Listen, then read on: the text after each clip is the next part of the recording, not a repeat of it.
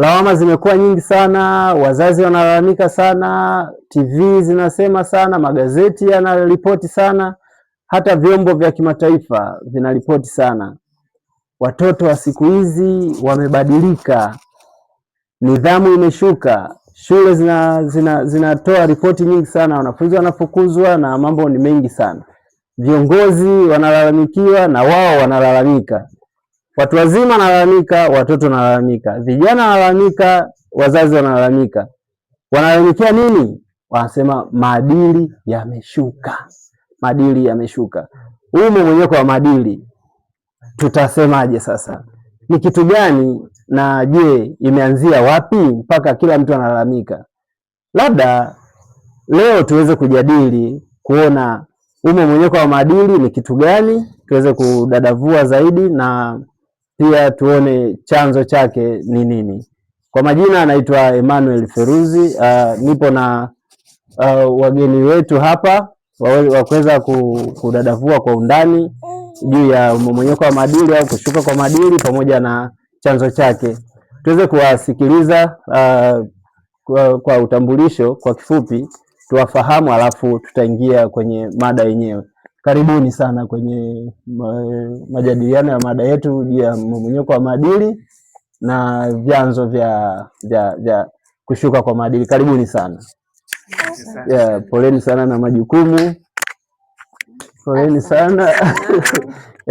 Karibuni sana. Nadhani ni wakati mwafaka na nadhani Watanzania wanahitaji kusikiliza, wanahitaji kuelewa juu ya hizi lawama na kero ambazo zimekuwa zikiripotiwa juu ya kushuka kwa maadili. Labda tukianza, sijui mnaniruhusu vipi, nianze na nani? Nianze huku katikati au huku? Haina shida. Sawa. Basi tuanze na kaka hapa.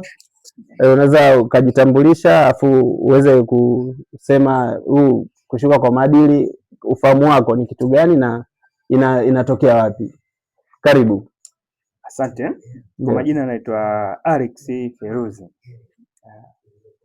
Napenda kupita kidogo katika namna ya kuielezea maadili na mmomonyoko wa maadili. Kianza na nini maana ya maadili, naweza kusema kwamba ni namna ya kuwa nje ya maadili yanayotakiwa, kwamba kuna misingi fulani inakuwa haiko sawa, kwa tunaenenda nje ya ile misingi inayotakiwa, kuwa nje ya misingi inayotakiwa. Hiyo naweza nikasema kwamba ni namna naweza kuielezea mmomonyoko wa maadili. Lakini kwamba maadili, mmomonyoko wa maadili unasababishwa na vitu gani? Kwamba ile inaweza kusababishwa kutokana na namna ya mitindo ya maisha ambayo tunakuwa tukiishi mitaani. Kwa mfano kama tukija kwa vijana, ndio vijana wengi ukiangalia kwa siku hizi ni namna ya malezi yamekuwa yako hafifu sana, dhaifu, mpaka inawapelekea vijana kuwa na mmomonyoko, yani wanakuwa na tabia ambazo zinapelekea kuweza kuvunjika au kumomonyoka kwa yale maadili yanayotakiwa. Je, naweza nikasema kwamba ni namna ya jamii, kwamba jamii inavyokuwa ikiishi, yani tunavyokuwa tukiishi mitaani, jamii inavyochukulia watu, kwamba kuna ile misingi ambayo inatakiwa kuenenda katika maisha. Sasa ile misingi haipo. Kwa mfano kama nadhani kwamba kuna ile miiko ambayo ipo ambayo tunatakiwa tuifuate. Sasa ile miiko ambayo zile taratibu ambazo jamii ilikuwa imetuwekea, unakuta tuko nje ya zile taratibu au ile miiko ile, nayo inaenda kupelekea kuwepo kwa mmomonyoko wa maadili. Naweza nikasema hivyo. Okay, sawa. Asante sana. Kwa hiyo inamaanisha kuna ile misingi ambayo ilikuwepo imewekwa, alafu kuna kitu kimetokea hapa katikati ambacho kimepelekea watu waweze kuishi nje ya ile miiko. Okay. Kwa hiyo ni kukiuka miiko iliyowekwa. Na upande wa malezi, nadhani kama nimesikiza vizuri kwamba malezi ya sasa ya familia na jamii kwa ujumla yameshuka. Okay, ndio maana imepelekea kuna mmomonyoko wa maadili. Sawa. Sasa samani, lakini hapo kwenye malezi kushuka, sasa nini labda kinaweza ikawa kimepelekea kudumaa, kuzorota kwa malezi hata ikapelekea mmomonyoko wa maadili kwa vijana wengi? Kuzorota kwa maadili ndio kwa malezi, nadhani ulisema kuzorota kwa malezi. Kuzorota kwa malezi ndio huwa inatokana na kwamba wale wanaotakiwa kusimamia malezi, ndio kusimamia misingi ya malezi, ndio wanakuwa nao wamezorota, yaani wako hafifu. Sasa tunaweza kuchukulia mfano wazazi. Sasa unakuta mzazi anatakiwa kusimamia malezi, maadili, mwenyewe hana na yeye mwenyewe hana. Sasa hapo tunapata kitu ambacho si sawa. Sasa mzazi mwenyewe maadili hana, mtoto naye tunapata mule inawezekana zaidi. Sawa. Kuna kitabu kimoja nilikisoma, samani lakini kwa kukatisha, kuna kitabu kimoja nilikisoma, anasema walionyesha na picha kwamba watu wa zamani kidogo walikuwa wanavalia suruali kiunoni, lakini baadaye watoto wanavyozidi kuja wakaanza huyu ushamba, wakashusha kidogo karibu na makalio. Afu kizazi kingine kilichokuja, huyu ni ushamba, wakashusha tena, ujanja ni kuvaa chini. Sasa swali ni kinachokuja sasa, baada ya vizazi vitatu wanavalia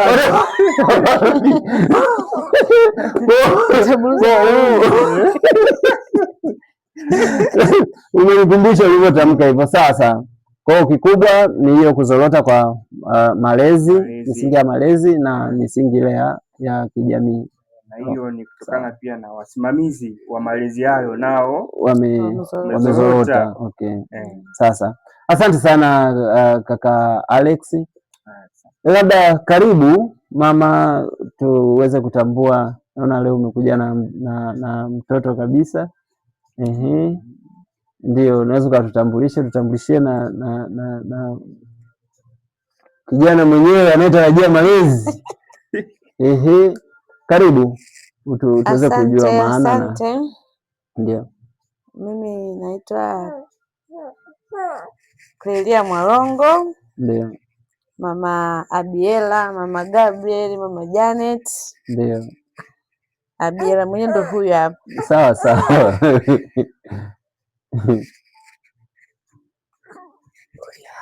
Kwa binafsi, ndio, kwenye swala la mmomonyoko wa maadili, kwanza tunavyozungumzia maadili tunazungumzia misingi au kuna viwango fulani vya tabia ambavyo mtu anakuwa navyo vya kuweza kutambua hili ni jema au hili ni baya. Ndio. Sasa mmomonyoko wa maadili maanake tunazungumzia ukiukaji wa misingi hiyo. Ndio. Ukiukaji wa misingi hiyo kwa dhana ya kwamba mtu anakuwa anatenda kinyume na kile kinachokubalika na jamii. Ndio. Kinyume na yale ambayo jamii tumezoea kuyaona yakitendwa yaliyo mema. Sasa binafsi kwa upande wangu ninavyoona vyanzo vikubwa vya mmomonyoko wa maadili katika jamii, kwanza mimi ninadhani utandawazi umechangia kwa kiwango kikubwa sana mmomonyoko wa maadili. Ndio. Kwa sababu namna watoto tunavyowalea saa hizi na walivyokuwa wanalelewa wengine huko nyuma ni tofauti. Ndio. Saizi mtoto ana access ya kuingia internet, anaweza akaingia YouTube, anaweza akaingia TikTok, Facebook, kokote mtoto anaweza akaingia. Tofauti na mwanzo ambapo nakuta tu simu kwanza anayo mzazi, na mzazi mwenyewe simu alionayo si smartphone, ni simu ya button, na anamiliki mzazi aidha ni baba kwenye familia. Lakini saizi wazazi wenyewe tumekuwa vyanzo vya kuona kwamba mtoto ni lazima awe na simu ya kuwasiliana, na sio simu tu, awe na smartphone. Ndio. Lakini je, tunafuatilia kwamba watoto katika simu hizo wanafanya vitu gani? Wanazitumia kufanya vitu gani?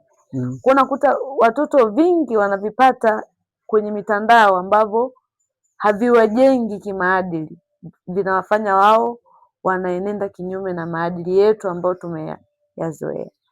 Lakini pia kuna asilimia kubwa sana wazazi wanachangia katika mmomonyoko wa maadili wa mtoto, kwa sababu ili mtoto aenende katika miiko ambayo inakubalika, lazima mzazi play asilimia kama 90 na zaidi.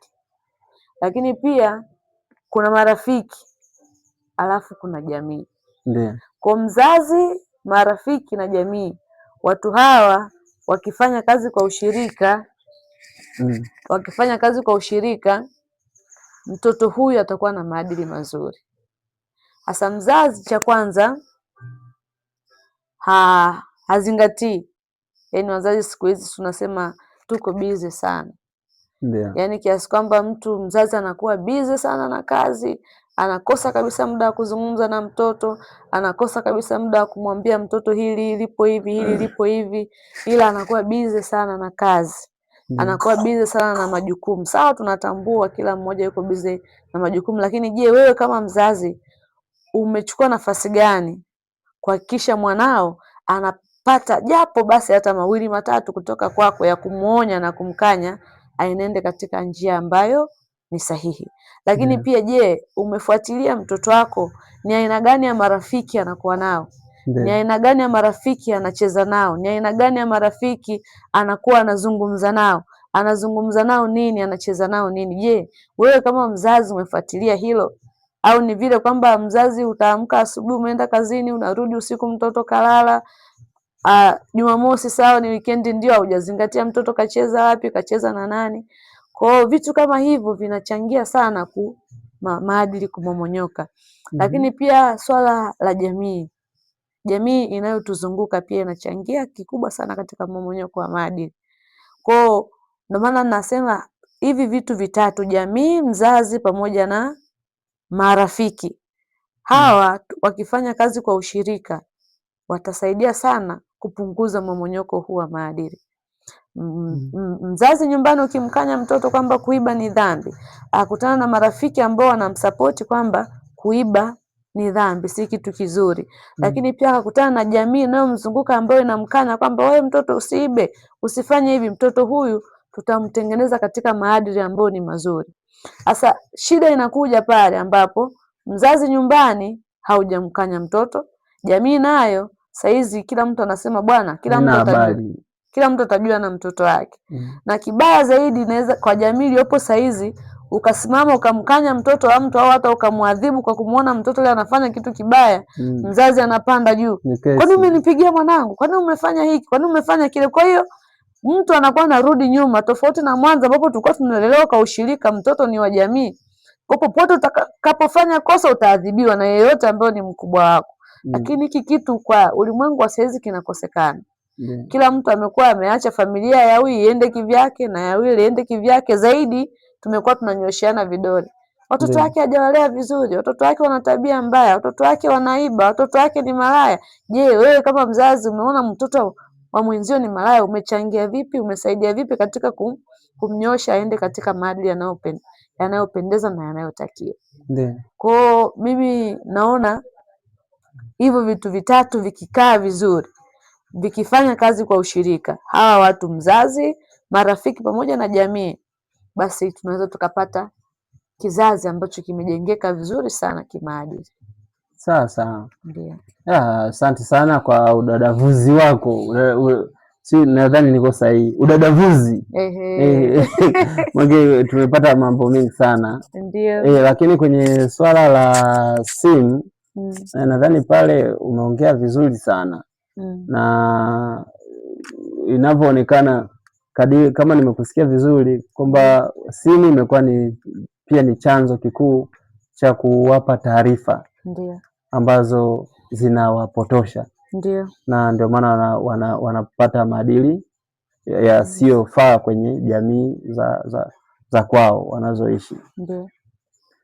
Lakini vijana wenyewe ukiwauliza, simu ni muhimu kwao na wanahitaji kweli, na mzazi huyo anakuwa anampenda mtoto umpe simu. Ndio.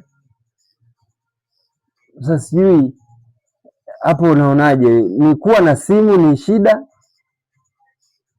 au ni matumizi ya simu ndio shida? Matumizi ya simu ndio shida. Mzazi unampa mtoto simu, lakini je, unajua mtoto anatumia simu hiyo kwa malengo yapi? Kwa sababu wengi sawa tunanunua simu kumfanya mtoto either wazazi wengine kwamba uweze kuwasiliana na mtoto, unamnunulia mtoto simu. Yaani malengo yako. Na je, unamnunulia mtoto simu, sawa, umempa smartphone. Je, umempa misingi ya kutumia smartphone hiyo? Kwamba mwanangu, hii simu ikusaidie kwenye hiki na hiki. Au unanunua tu simu, mtoto mwenyewe atajua anaifanyia nini. Kwa akijengewa misingi kwamba akatambua kwamba kumbe kuna sehemu nisiguse, kuna sehemu nisiingie, atatumia simu hiyo akiwa anatambua kwamba kumbe kuna maeneo nikiingia naweza yakaniharibu mimi kimaadili. Kwa hiyo kama mzazi una jukumu si kununua tu simu, bali ya kutoa mwongozo pia wa kutumia hiyo simu, elimu juu ya matumizi ya simu hiyo. Okay. Ndio. Sasa asante sana kwa elimu yako nzuri sana, nadhani ya msingi sana. Nashukuru. Mpaka hapo nadhani tunapata elimu kubwa sana, lakini hatujamtambua na kumsikiliza dada hapa. Karibu tuweze kupata hata jina lako na kama una lolote la kuchangia. Karibu. Asante, naitwa Gabriel. Napozungumzia swala zima la mmomonyoko wa maadili, ni yale mambo yote ambayo mtu anafanya yani kinyume na sheria inavyotakiwa au kinyume, yani anavunja kanuni, anafanya mambo yasiyopendeza, mambo mengi tu yanasababisha mmomonyoko wa maadili. Zile tabia zote mbaya tunaingiza hapo kwenye mmomonyoko wa maadili. Sana sana niseme kwa vijana wa sasa hivi, asilimia kubwa kuna vitu sana mtu unafanya vitu kwa sababu umemuona fulani anafanya na labda akakushawishi kwamba hiki kitu ni kizuri, lakini nawe kwa akili yako, kwa sababu haujafundishwa, haujui kukataa hiki ni kwamba hiki ni kizuri, hiki kibaya, na wewe unaweza ukafanya kwa kumuiga rafiki yako amefanya, kumbe unaingia kwenye matatizo mengine zaidi. Ndio. Kikubwa ni kumtegemea sana Mungu na kusikiliza ushauri unaofaa kutoka kwa wakubwa. Watu wengi sasa wanapenda kuwa tuna marafiki vijana, lakini ukiwa na marafiki vijana tu wengi, sidhani kama unaweza ukapata mafundisho mengine mazuri. Tukiwa tunakaa na wakubwa chini, wanapotuelekeza mambo ya kufanya, kwa sababu hao ni wakubwa, kuna mengi yashapitia. Kwa hiyo tunakuwa kuna vitu tunaelewa. Nakumbuka zamani kipindi nakuwa, mgeni alikuwa akija nyumbani akiandaliwa hapo chakula, yaani mtoto utakiposogelea hivi. Yaani lazima yaani kisha anaonekana mama kuna kitu kile akikuangalia, unajua ngine akiondoka jicho la mama hilo. Ila kwa sasa ni haiko hivyo. Kwa sasa mtu anataka yaani mgeni amewekewa hapo nyama enda anataka wa kwanza kupakua. Tuna nyama anachagua ile nzuri nzuri. Anachambua kabisa, anataka kama ni mguu kama paja ni paja. Mambo yanabadilika sana. Ni kweli. Mwenyewe naongezea hapo ulipozungumza. Wakati mwingine mama anaweza kaja na mgeni alafu uko sebleni na mama alikuwa apendi akiwa na mgeni mtoto uwepo sebleni, unatakiwa uitwe. Kwa sasa akiukuta anatamani kukufukuza, lakini hataki kuonekana mbele ya mgeni kwamba anamfukuza mtoto, anakupiga jicho. Kwa hiyo ni wewe sasa unatambua ili jicho mgeni akiondoka unainuka unaondoka. Lakini siku hizi unafika sebleni, yani wewe ndio unaanza kutafuta mgeni atakaa wapi, mtoto amekaa kwenye kiti afu remote kashikilia. Ukimwangalia sana anakuuliza mbona niangalia? Nimefanya nini? Ndio, labda unaweza kumalizia Ni hayo tu. Okay. Kujitahidi. Sasa kwa swala la kuiga na ni vizuri kusikiliza ushauri na kuangalia yale yaliyo mema, si ndivyo? Marafiki tuwe makini nao. Sasa basi jamani, asanteni sana. Nadhani ndugu mtazamaji umeweza kupata nondo nzuri sana zinazohusu mambo ya mmomonyoko wa maadili na malezi kwa ujumla. Zaidi hawa wamekuja leo, ila tufuatilie mara kwa mara kwenye mitandao yetu ya kijamii. YouTube uta search Fikra na Maisha, Instagram utaangalia Emmanuel_Feruz, lakini WhatsApp channel utakuta Mind and Grow Hub, TikTok Emmanuel Feruz na Facebook Emmanuel Feruz. Karibu tufuatilie tuweze kupata mwendelezo wa mazungumzo kama haya yanayohusiana na malezi, ili tuweze kumpata kijana yule ambaye ni wa faida kwa jamii, familia na yeye binafsi, kuliko kuanza kulaumiana. Ni heri tupate suluhisho. So jamani, asanteni sana kwa ushiriki wenu. Asante sana. Asanteni sana kwa kuwepo. Mmeifanya siku ya leo kuwa njema na karibuni tena. Asante sana. Asante sana. Asante. So this is the problem.